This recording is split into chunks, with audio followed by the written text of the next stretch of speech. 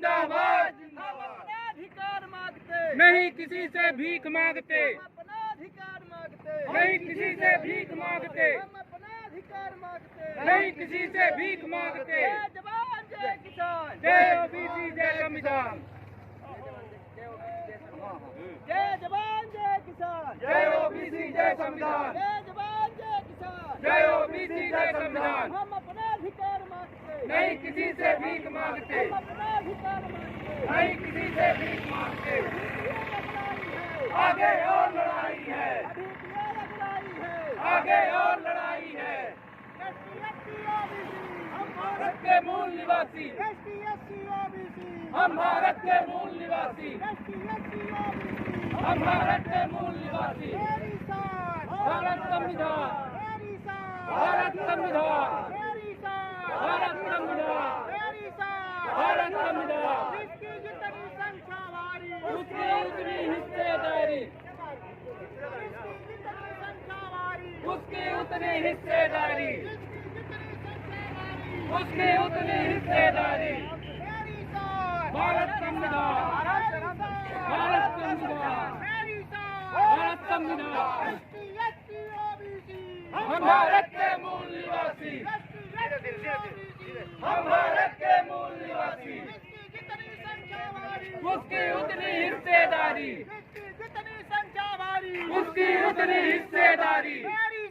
भारत संविधान, भारत संविधान। शिक्षा और रोजगार चाहिए,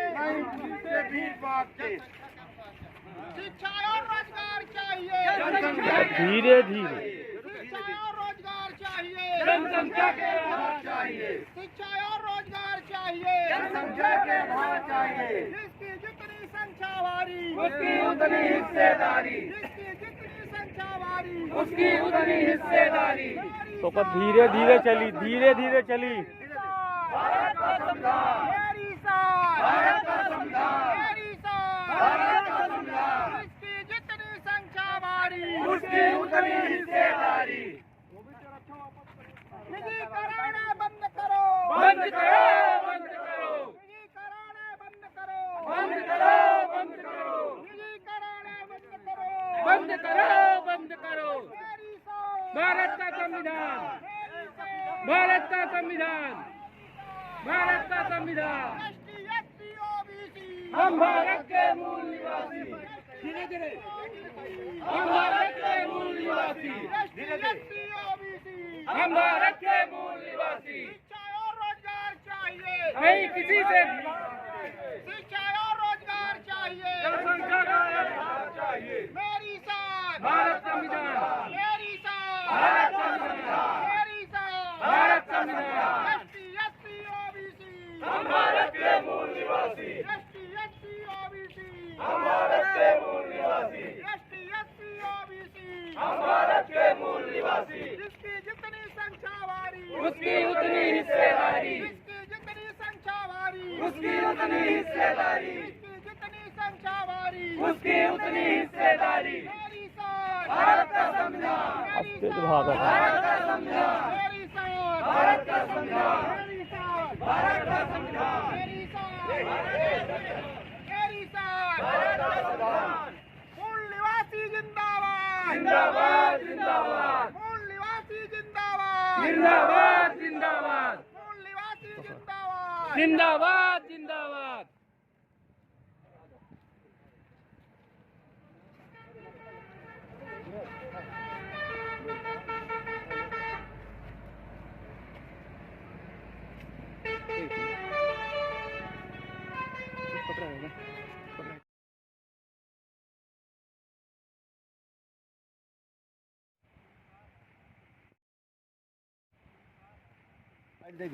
जो ये सुप्रीम कोर्ट द्वारा ओबीसी का आरक्षण जो त्रिस्तरीय पंचायत चुनाव में जो निरस्त किया गया है, शून्य घोषित किया गया है, तो इस संबंध में आप क्या कहना चाहेंगे?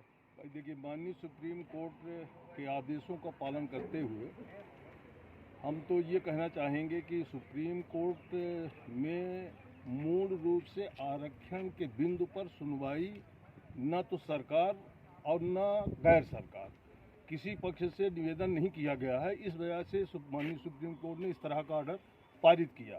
लेकिन वहाँ तो आपके आरक्षण के संबंध में तो कोई पिटीशन ही दायर नहीं थी, तो उसमें भी उसने आरक्षण क्यों निरस्त किया? और ये आरक्षण के संबंध में अगर कोई पिटीशन दायर नहीं था तो जो शासकीय अधिवक्ता होते हैं उनको ये बात माननीय न्यायालय को बताना चाहिए कि इसके संबंध में आरक्षण संबंधी कोई हमने न याचिका दायर की है और न इसमें सुनवाई की जाए।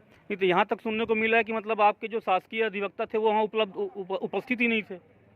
नहीं तो उनको माननीय न्यायालय को उनको मौका देना चाहिए ना, सुनने के लिए मौका तो देना चाहिए। कई 3-4 पेशियों में आपके जो शासकीय अधिवक्ता जो शासन की तरफ से थे वो वहाँ उपस्थित ही नहीं हुए। फिर भी उनको अंतिम अवसर माननीय न्यायालय को देना चाहिए।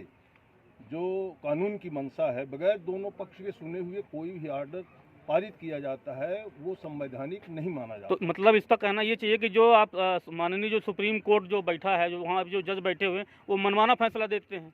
ये तो हम नहीं कह सकते हैं क्योंकि वो सुप्रीम अथॉरिटी है। नहीं, सुप्रीम अथॉरिटी है, बट उसके ऊपर माननीय सुप्रीम कोर्ट के ऊपर पूरे हिंदुस्तान की निगाहें टिकी हुई हैं। तो मैं तो ये नहीं कह सकता है कि माननीय सुप्रीम कोर्ट मनमाना तरीके से ऑर्डर की है।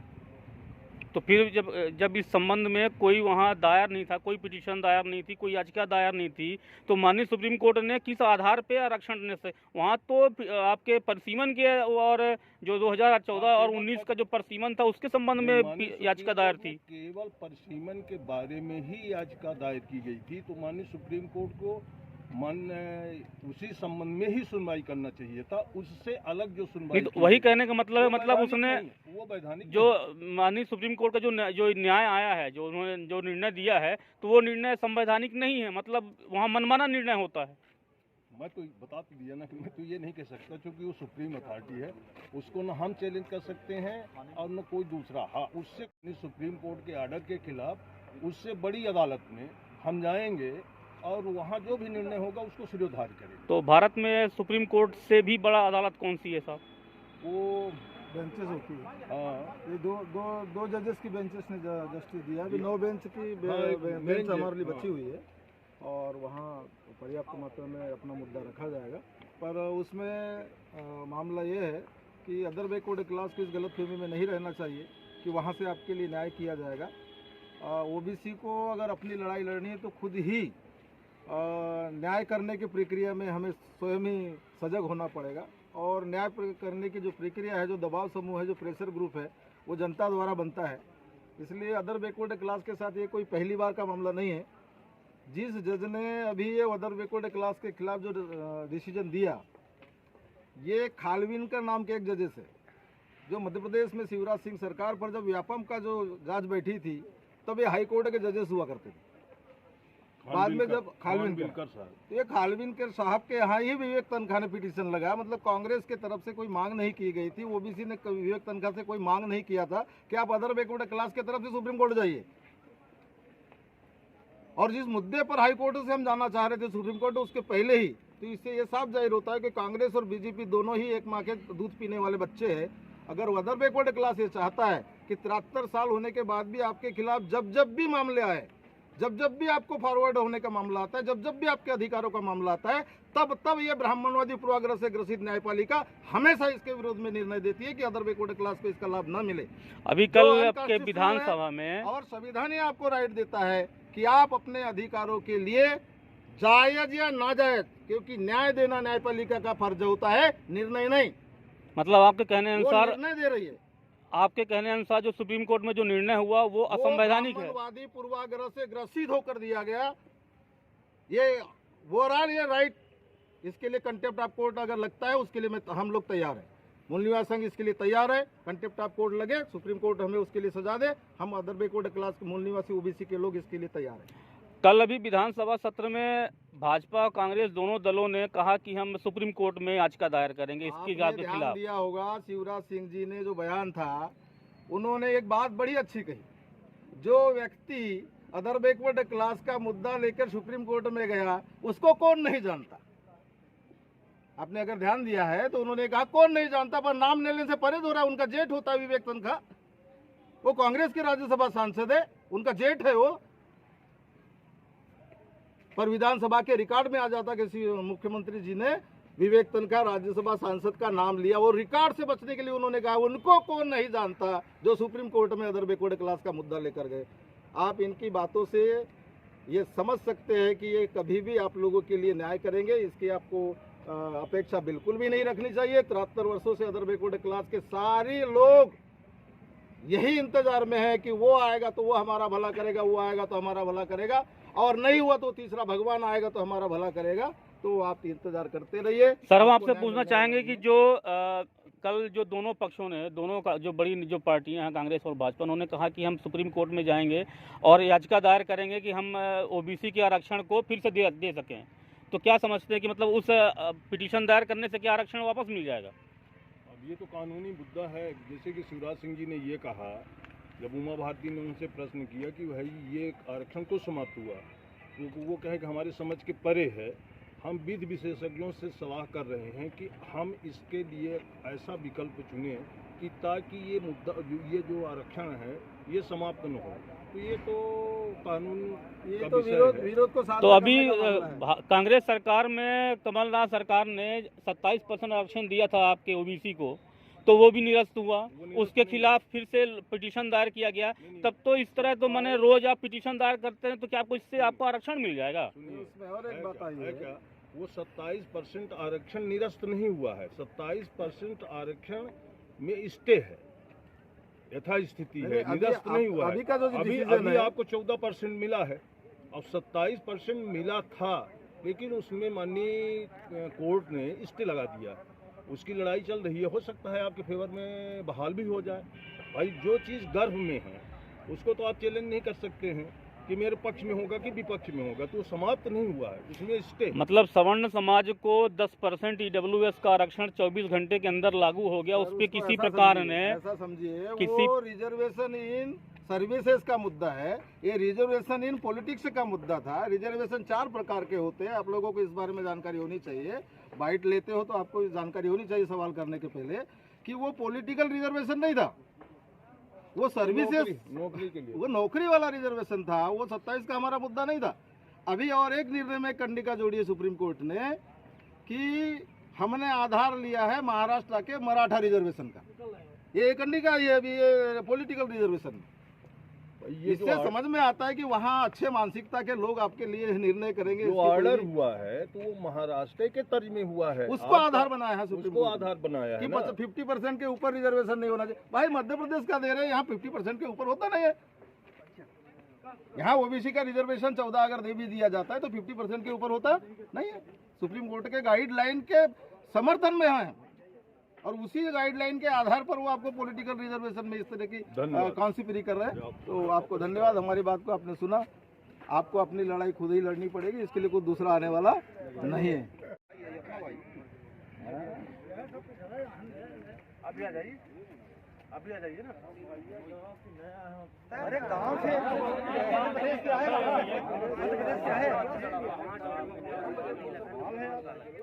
आपका अधिकार नहीं है क्या?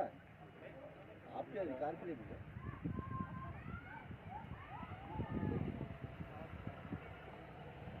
जो हम लोगों को अधिकार मिला तो उसको छीना जा रहा है, उसके खिलाफ में हम लोग आए हैं।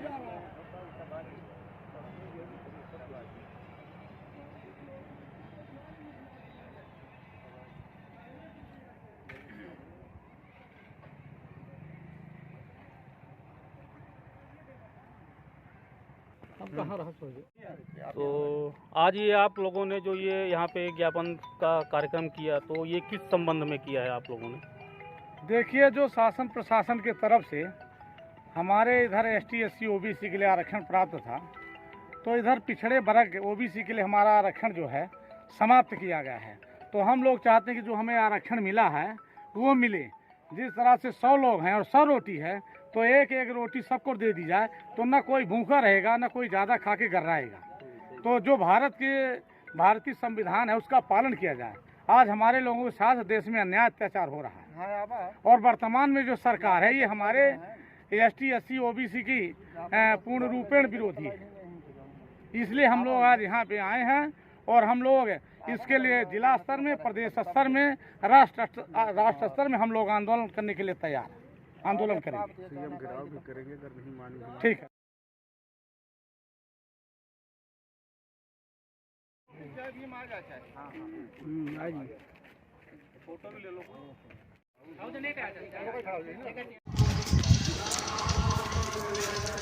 आपका परिचय? मूल निवासी डॉक्टर रजनीश कुमार।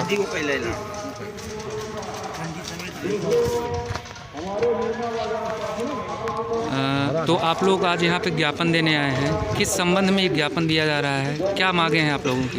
मांगे हमारी ये है कि जो आरक्षण की व्यवस्था संविधान में पिछड़े वर्ग और SC/ST के लिए व्यवस्था की गई थी, उसको आज प्रदेश सरकार उच्च न्यायालय के माध्यम से समाप्त करने जा रही है। आज तो पंचायत चुनाव में आरक्षण समाप्त कर रही है, धीरे धीरे ये नौकरी में भी आरक्षण समाप्त करेगी। इनकी मंशा साफ है। ये हमारी आबादी यहाँ मध्य प्रदेश में OBC की आबादी करीब 52 से 54% है, हमको 54% चाहिए। अभी तक 14% मिला था। आबादी के हिसाब से आप आरक्षण चाहते हैं? आबादी के हिसाब से हमको 54% चाहिए। हमारी मांगें थी कि कम से कम मंडल कमीशन लागू किया जाए, उसमें उन्होंने 27% आरक्षण की माने व्यवस्था थी कि OBC को 27% आरक्षण दिया जाए। अभी तक वो था नहीं, 14% था, और 14% को भी आज पूरी तरह से समाप्त मध्य प्रदेश सरकार साथ में उच्च न्यायालय मिलके आज उसको समाप्त कर दिए हैं। आगे ये नौकरी में भी यही हाल करने वाले हैं। तो हमारी मांग है, राज्यपाल महोदय, महामहिम राज्यपाल महोदय के नाम से हम लोग ज्ञापन दे रहे हैं कि जो 14% आरक्षण था वो बहाल किया जाए, साथ ही 27% आरक्षण बढ़ाया जाए, और नहीं हम लोग उग्र आंदोलन करने के लिए विवश होंगे। धरना प्रदर्शन करना पड़ेगा वो करेंगे, चक्का जाम करना पड़ेगा वो करेंगे, तालाबंदी घेराबंदी करना पड़ेगा वो करेंगे। हम अपनी बात कहीं समाप्त करते हैं और साथ में महामहिम राज्यपाल महोदय के नाम से जो ज्ञापन दिया जा रहा है, तो हमारी उनसे विनम्र प्रार्थना है कि 14% जो अभी तक आरक्षण था तो यथावत रहे और उसके आगे वो 27% बढ़ाने का विचार करें, ना कि समाप्त करने का। इन्हीं बातों के साथ जय मूल निवासी, जय भीम, जय भारत। जी, बहुत बहुत धन्यवाद डॉक्टर साहब।